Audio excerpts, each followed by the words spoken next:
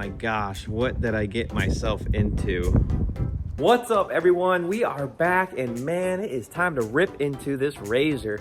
So today we are going to go ahead and do a lot of prep work, everything that we're gonna need to go ahead and start painting this cage.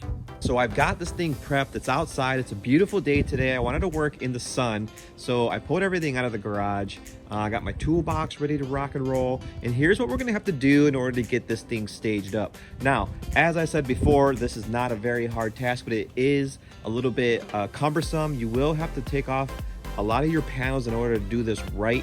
And the reason why I'm really repainting this cage is because the colors just don't match. It's not because the paint's not holding up. This thing's been through it all. It's been through all kinds of mud. It's been through a bunch of woods, a bunch of trails with slinging branches from trees. It's been power washed so many times. This thing's been cleaned with about a 21 PSI power washer multiple times. But if you look here, this gray doesn't really match up with this gray. The camera doesn't really do it too much justice, but I just can't stand it anymore. This thing's been on for a year with this color, so we're gonna go ahead and put this thing back to its matte black finish. I think it's gonna really look good. So if you get a real close shot, you can see how well this paint is holding up. Now this is just a primer and then spray paint straight out of the cans. Now if you look really close, you can see some small little scratches in it, but I mean, you really have to look for them. So in the back here where my harnesses are basically connected here, you can tell that there is some dirt that has been embedded into the paint itself. Now you can polish that out. You can just take some compound or some polish and put it on a microfiber towel and polish that stuff out. But nonetheless, I am really satisfied with how well this paint has held up for me, which is why I just don't think it's necessary for anyone who doesn't have it in the budget to go ahead and drop a lot of cash on a new cage. Now this is a low profile cage right here, this piece. So that is something that I bought online, and I'll put that link down in the description below. But this was a $400 piece. It actually dropped my cage almost 7 inches.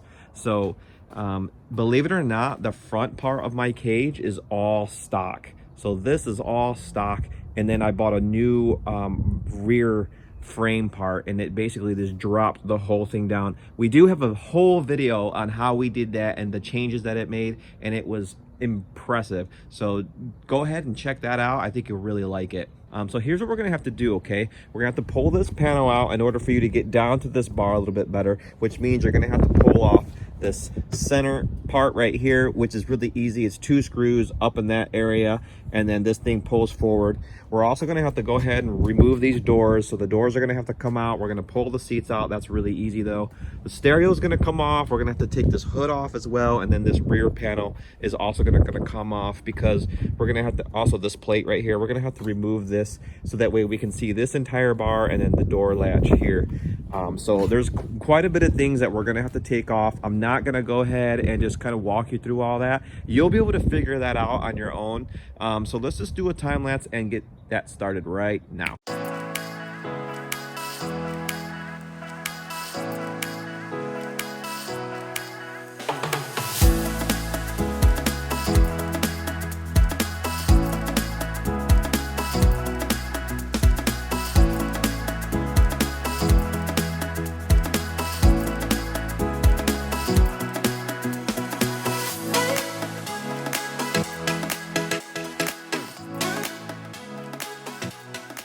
All right, so I've almost finished with this passenger side fender flare here, so we can get to our quarter panel right there.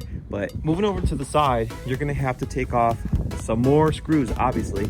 So before you do that, there's a little grommet down here. So go ahead and grab your grommet remover or a screwdriver, pull that out, because this will be nice and sturdy. You don't have to mess with it while it's all hanging here like that. And then you're gonna take off 1 screw. This is actually a screw, so it's gonna look like kind of a drywall screw. My Lord, that was hard. You're gonna take off this screw as well. This one, this one, this one, and this one. Don't forget this one. This one's a little bit hidden, so you gotta definitely take that one out. Once you get all those off, you're gonna pull those. This is gonna come straight out just like that. Okay, set this to the side. And then you're gonna come over here and you're gonna look at this little secret hidden screw right there. So you won't be able to get to that until you pull that fender flare off. All right, so once you get that all off, you're gonna wanna go ahead and reach in. This is gonna be a little plastic piece and it's on the both sides as well. You're just gonna pull it forward, it's gonna come off. I'll show you what that looks like over here. So if you're on the passenger side, it's right here in this area. You just pull it forward. See, these got these little clips right here. So they're just held in just like that. There's no screws or anything like that. So once you get all that off, you're gonna see that your quarter panel is really loose. It's ready to come out. Obviously, you're gonna have to take these 2 screws off and lift up on your roll cage bar in order for you to slide this up that way. And then that thing will come straight out of there.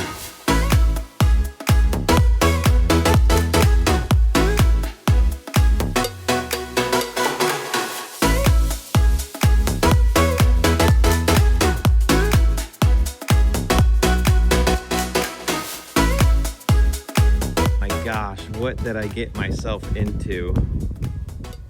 So you can see already how we are now getting to the root of the cage here, which is where you want to be. In my personal opinion, if you're going to spray your cage, this is what you want to do. This is the route you want to go. And you can see all the rubbing that's already taken place from the panels that I had on here. Right there on this other side, that's for my seats. So the seats are rubbing against that, totally normal, not a big deal. There's no rust or anything of that nature. These parts right here are aluminum, so you don't have to worry about that. But yeah, everything's coming along really well. I'm gonna go ahead now and start smashing that bucket. We gotta pull that piece out just so we can get to this side and start prepping our paint. Or excuse me, prepping for paint. All right, everyone, this thing is ready to go. We got these quarter panels off. This thing looks so weird, doesn't it? It just looks crazy with all this stuff off. I'm falling over the panels back here. But, so we got the front panels off. I left 1 screw in here to keep this thing solid so that way we can sand. I got the back all prepped and ready to go. So this is going to be one of the hardest parts. Also, I know the back bucket was tough, but this is going to be a little bit tough because you're going to have some really weird little spots that you're going to have to get into to sand. But I do highly recommend you do sand on the top. I do highly recommend that you sand with all your cage parts bolted up, you know. So but here's what we're going to be doing. You can do this by hand, but it's just way too much work. I have this really nice DeWalt orbital sander. I'm gonna go ahead and start out with some 80 grit paper. So we're gonna start with 80 to kind of just remove all of that old paint. Then we're gonna move on to a 100 grit to go ahead and make it a little bit more finer. And then we're gonna finish with this 320. This is some really nice, very low grit paper. It's gonna really prep that metal for paint.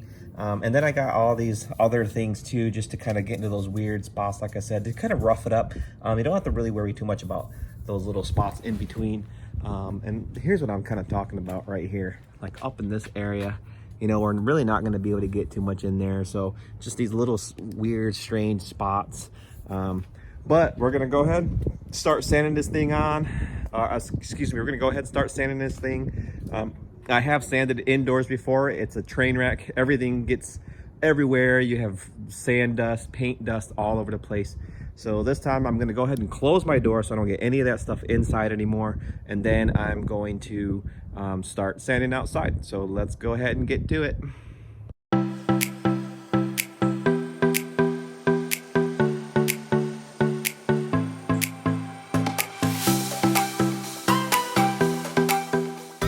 So we're really well into the sanding part here, and I think it's coming out pretty good. Not too concerned about getting every single square inch of this thing sanded off. What I'm really trying to do is knock off any of the paint that's not willing to stick. So it's going pretty good.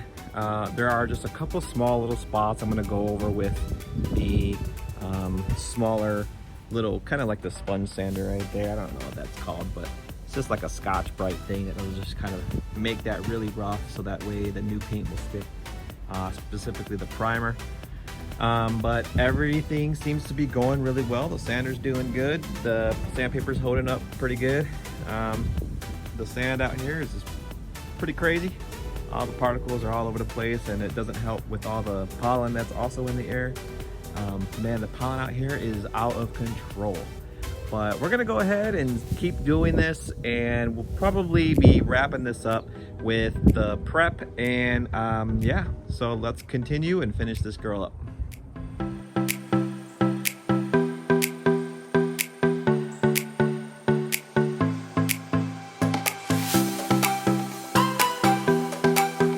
This thing's basically bare metal now. It's ready to go. All I have to do is wash it off and make sure there's no residue left, so that way we can put a really good primer on this thing and then go straight to the matte black paint. I think it's gonna turn out really good. I'm super excited to see how this part ends up. So thanks a lot, folks, for hanging out. We really appreciate it. Stay tuned for some other upgrades we're gonna be doing really soon, and we'll catch you later. Peace.